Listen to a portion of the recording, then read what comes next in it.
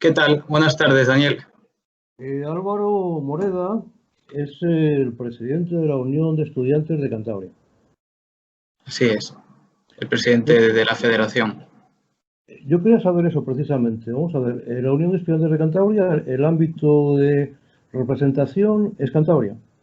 Así es, el ámbito de representación de nuestra federación es Cantabria y nosotros representamos a estudiantes de nuestra comunidad autónoma, de la ESO, de bachiller, de FP, de universidad, escuela oficial de idiomas, escuelas profesionales, etcétera, de los 14 a los 30 años, en el ámbito público, concertado, privado y de cooperativas, presencial o a distancia. Es decir, nosotros copamos la representación, digamos, genérica o universal de la representación a nivel, como ya digo, regional de los estudiantes de Cantabria. ¿Y esta unión pertenece a una federación? Así es, bueno, nosotros, o sea, Unión de Estudiantes de Cantabria ya de por sí es una federación de asociaciones de estudiantes, en las que hay asociaciones pues de todos estos ámbitos que he ido comentando, están representados mediante sus asociaciones y nosotros estamos, Unión de Estudiantes de Cantabria es una federación, que es la organización, vamos, de la que yo soy presidente. Pero quiero decir, ¿no existe ninguna vinculación vuestra, por ejemplo, con una asociación pareja que pueda haber en Valladolid? O sea, nosotros colaboramos con otras organizaciones del resto de España y bueno, sí es verdad que o sea, nosotros oficialmente no pertenecemos a ninguna organización de ámbito nacional o europeo o a nivel internacional, pero sí que tenemos contactos porque el modelo que hemos implementado en Cantabria ha dado muy buenos resultados.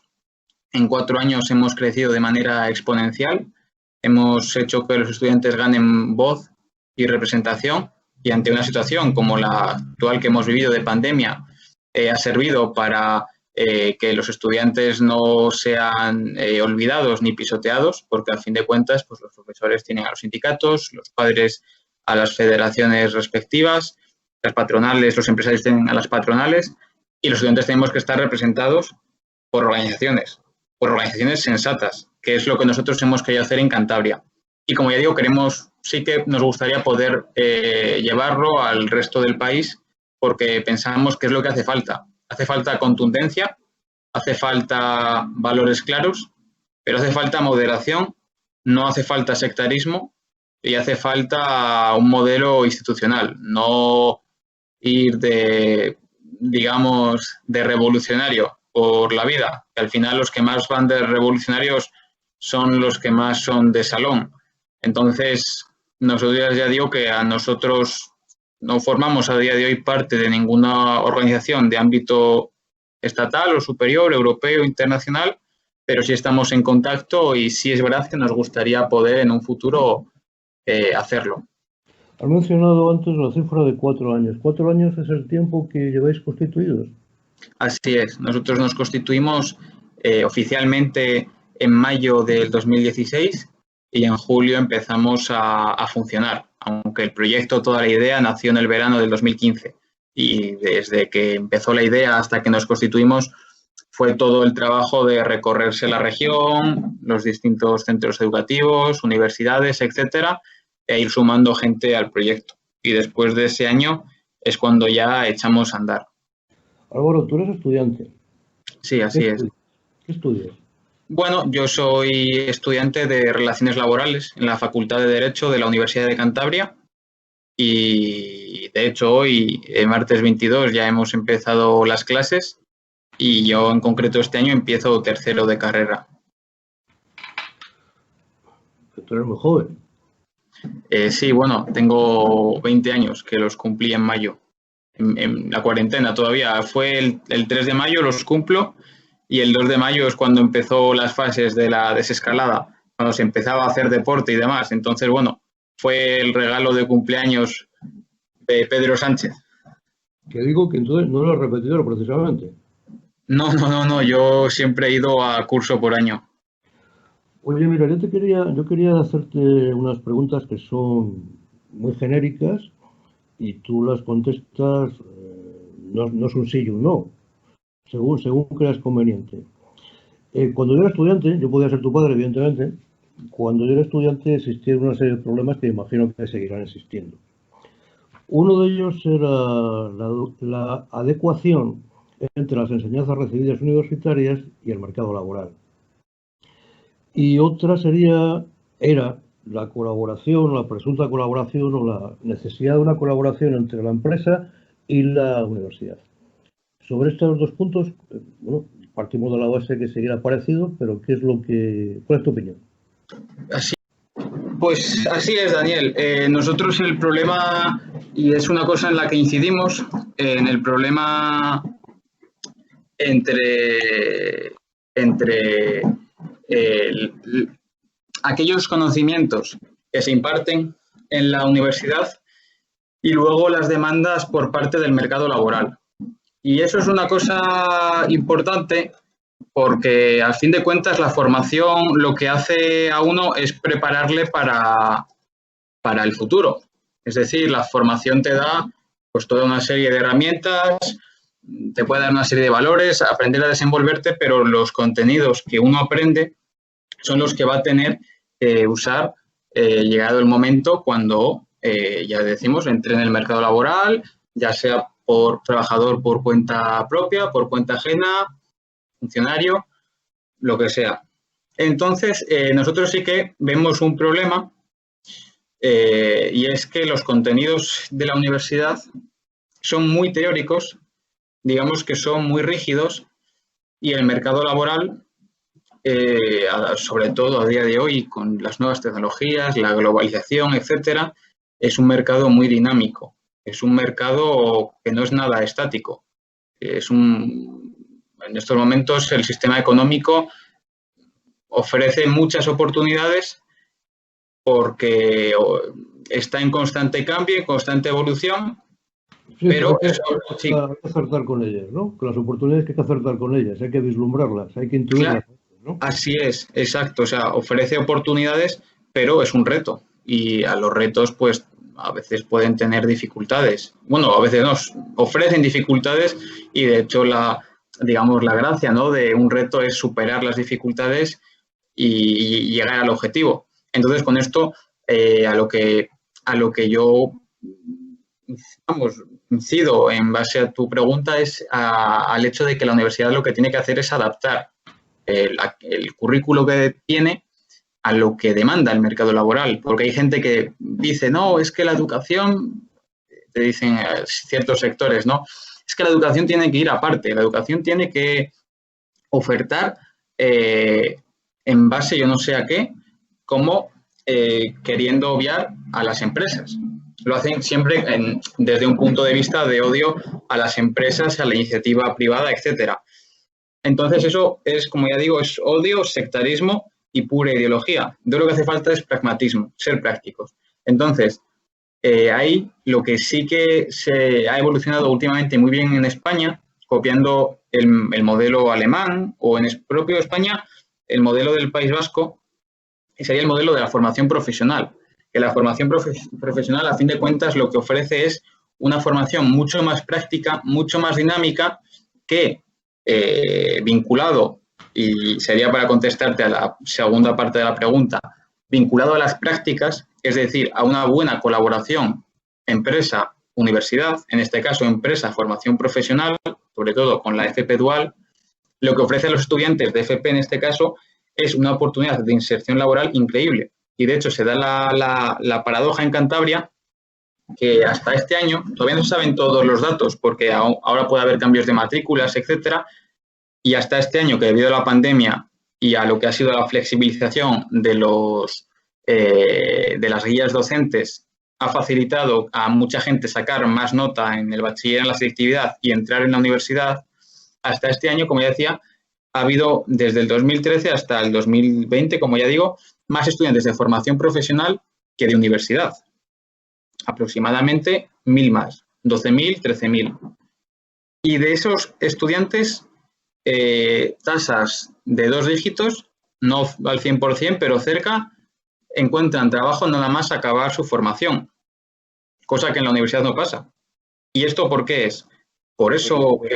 Perdona que te interrumpa, Sí, me sorprende totalmente.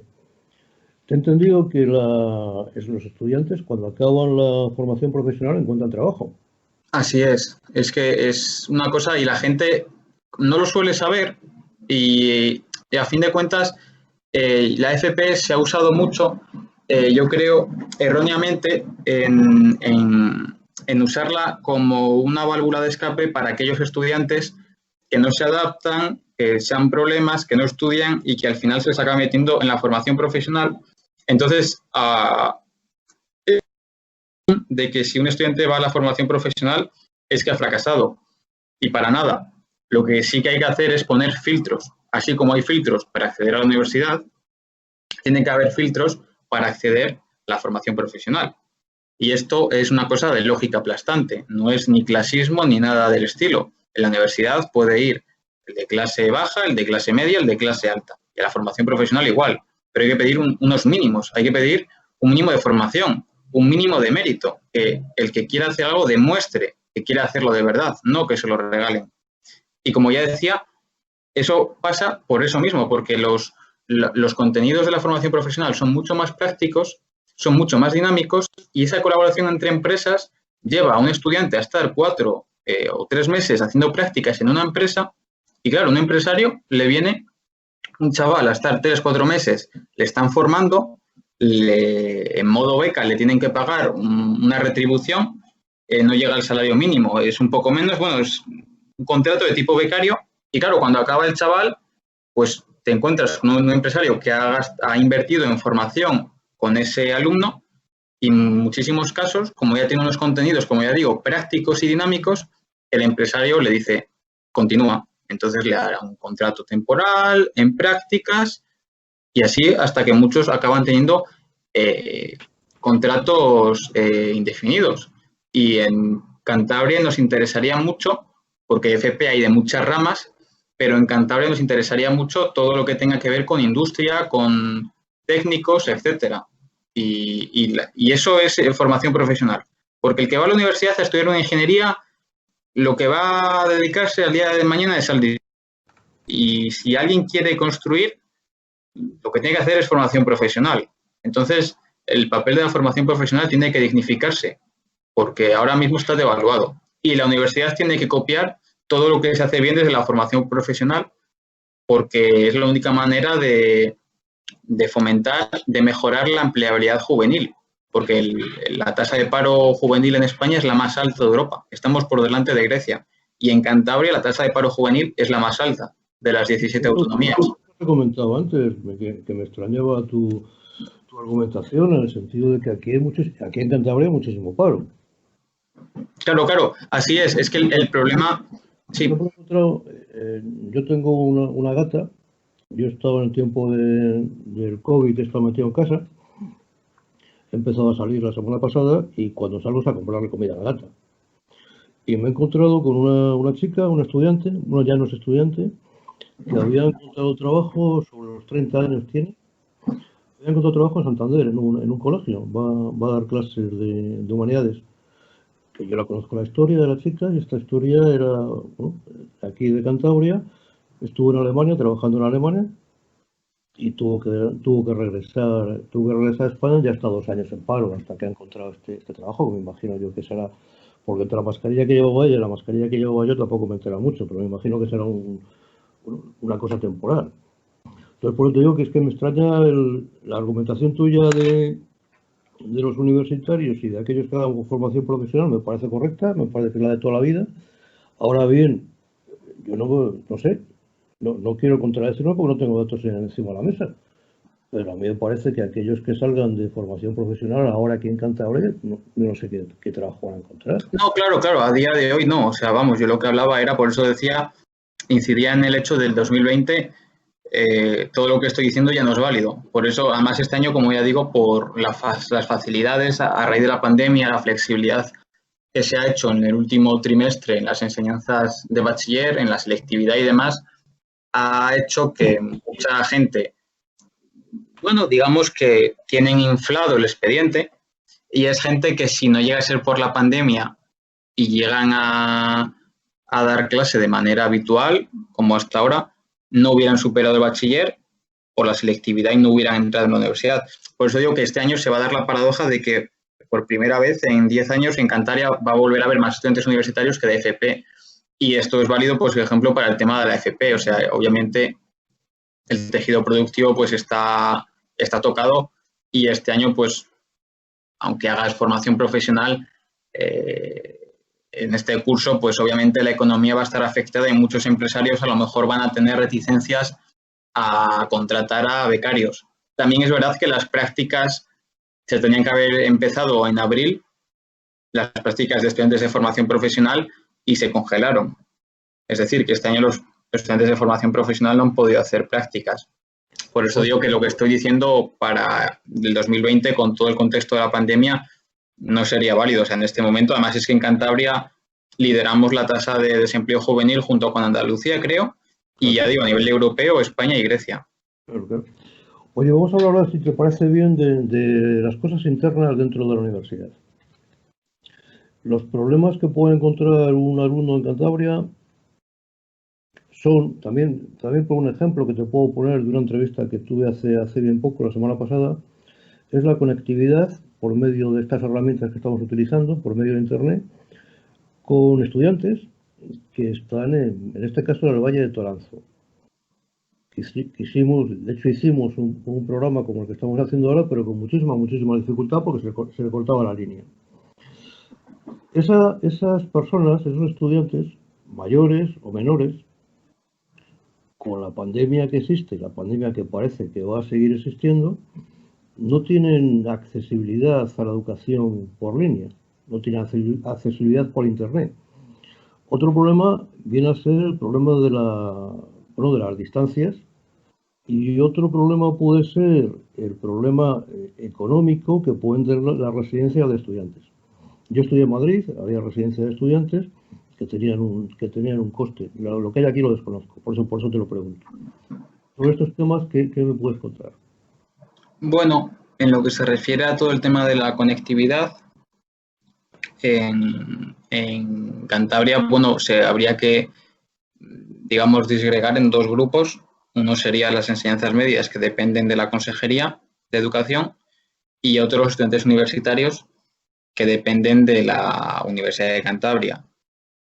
Entonces, a nivel de Consejería de Educación, lo que sí se hizo en Cantabria, la semana de que empezara todo el tema del estado de alarma, fue poner a disposición de los estudiantes con rentas más bajas portátiles y router, un convenio creo que se hizo con Orange y con Samsung, creo, para, como ya decimos, facilitar el acceso a Internet a todos aquellos estudiantes que no tuvieran recursos para pagarlo. Y luego en la Universidad de Cantabria sí se pusieron a disposición de los estudiantes ordenadores que estaban en el stock de la BUC, para la gente que nos escuche, es la biblioteca de la Universidad de Cantabria, que son ordenadores, en algunos casos, bastante desfasados. Al principio no hubo problemas porque, claro, para realizar exámenes muchas veces se nos han pedido, a mí también, las cámaras activadas. Entonces, claro, si tú cedes un ordenador sin cámara, pues hay un problema. Sí. Y si cedes un ordenador sin un router, que es lo que ya os digo, se ha hecho desde la universidad, pues tienes un doble problema, porque es como si le das un coche sin gasolina. Pues un ordenador sin Internet, pues poco puedes hacer. Una caja. Exacto, entonces eso es un problema. Claro, esto nos ha pillado todos desprevenidos, por supuesto que sí, pero llegar a un acuerdo con alguna tecnológica no puede ser problema. Quiero decir, además aquí en Cantabria tenemos una consejería de universidades, en España tenemos un ministerio de universidades que ha estado desaparecido. Entonces, quiero decir, si se supone que hay organismos y administraciones, no vale la excusa de que es que nos ha pillado desprevenidos, porque al estudiante que no tiene acceso a eso, como ya decimos, a un ordenador, a Internet, ha tenido que hacer un esfuerzo para pagar la matrícula. Es una persona que puede trabajar, lo que sea, y pagar sus impuestos. Es decir, que es un ciudadano que tiene unas obligaciones, en este caso decimos impuestos, pagar las tasas universitarias, pero también tiene unos derechos. Es decir, entonces todo ese dinero, ¿a dónde se va exactamente? Entonces, por eso digo, hay que dividirlo en los dos grupos. Desde la Consejería de Educación, si se han puesto medios e instrumentos. Desde la Universidad de Cantabria, no, porque sinceramente para lo que se ha puesto en muchos casos, pues tampoco sería, yo creo, como para darle una mención especial. Ahora bien, para este curso sí que ya se ha comprado un stock en la propia universidad para facilitar medios. Yo creo que es una medida correcta, pero no se tenía que haber tardado tanto. Además, como ya digo, es que hay organismos y administraciones. Y en este caso, en la propia Universidad de Cantabria, existe el Consejo de Estudiantes de la Universidad de Cantabria, el CEU, que tiene un presupuesto propio. Un presupuesto que ante esta situación, si tú ves que el propio rectorado, la propia universidad no pone medios a aquellos estudiantes que lo necesitan, desde el CEU, con su propio presupuesto, podía haber adelantado aquellos ordenadores que se necesitaran. Y ya luego se entenderá con el rectorado para que se le reintegre lo que sea. Pero el problema es que al final nos encontramos con que hay un montón de instituciones, hay un montón de organismos, hay un montón de entramado, pero cuando llegan situaciones como la de ahora, pues que cada palo aguante su vela. Entonces, al fin, sí. Tú como presidente de la Unión Estudiante, estoy seguro que mantienes reuniones, conversaciones, tienes acceso, bueno, a los organismos del Gobierno de Cantabria, a las consejerías. Así es. Y me imagino que ahora que, por desgracia, el coronavirus va a seguir impactándonos, como unión de estudiantes, ¿qué propuestas presentáis? Sí, bueno, nosotros como federación... Mejor dicho, ¿qué peticiones hacéis? Vamos, nosotros como Federación de Estudiantes, vamos, somos una organización que forma parte de distintos órganos, el Consejo Escolar de Cantabria, el Observatorio de la Convivencia Escolar, el Consejo de la Juventud de Santander, el Claustro Universitario, próximamente el Consejo de la Juventud de Cantabria. Es decir, que nosotros somos una organización que tenemos representantes. Yo mismo, vamos, soy consejero escolar del Gobierno de Cantabria y claustral en la Universidad de Cantabria. Entonces, ahí nosotros lo que en los órganos, como ya digo, en los que formamos parte y aquellos departamentos, como bien dices, pues la Consejería de Educación, por ejemplo, universidades, etcétera, nosotros planteamos la serie de propuestas y de medidas. Entonces, a lo largo de la pandemia, de la cuarentena, nosotros propusimos, pues ya digo, una serie de medidas para paliar los efectos. Uno era llegar a un acuerdo con tecnológicas para facilitar medios. Y se hizo, entonces es satisfactorio porque era además una situación muy importante, porque a fin de cuentas, si esos estudiantes sin recursos no llegan a tener acceso a los ordenadores, a los routers y demás, se encontrarían descolgados totalmente del sistema educativo. Claro, y sí. No, que te decía que sí, que evidentemente, sin medios no se puede hacer nada. Exacto, y eso, bueno, una cosa, simplemente vamos que no, ahora continúo con la respuesta, y eso es el derecho a la educación es un derecho que viene en la Constitución, quiero decir que no es una cosa que nos inventemos nosotros, y de igual manera en la Constitución también viene que los ciudadanos españoles somos ciudadanos que tenemos los mismos derechos y obligaciones. Y una cosa que no entiendo, y es lo que comentabas tú de los estudiantes a los que entrevistaste la semana pasada, es como aún seguimos en España, en algunas regiones, con zonas, sobre todo rurales y demás, con una conectividad baja o a veces nula. Y cuando otras regiones, que ya de por sí son ricas e históricamente han tenido toda una serie de privilegios, siguen gozando de esos privilegios y de ese trato diferencial, y las otras regiones no. Y aquí se ha visto en muchos municipios a los que no llegaba el internet y hay gente que se ha quedado descolgada. Claro, eso tampoco es culpa de... Aquí a comillas, el internet bueno por fibra óptica ha llegado hace 2 años y pico. no antes. Claro, y entonces uno piensa, pero, o sea, que está muy bien ser ciudadano de Comillas, de Santander, de Cantabria, de Cataluña, pero ante todos somos españoles, todos somos ciudadanos españoles. Entonces, como ya digo, tenemos los mismos derechos y obligaciones. Entonces, no puede haber ciudadanos de primera o de segunda. Y eso es una cosa que en la pandemia se ha visto. Tú comentas, a Comillas ha llegado hace 2 años la fibra óptica, pero hay otros municipios... 2 años y medio, sí. 2 años y medio, pero hay otros municipios en Cantabria a los que todavía no ha llegado. No muchos, pero... Claro, a los estudiantes a los que entrevistaste la semana pasada.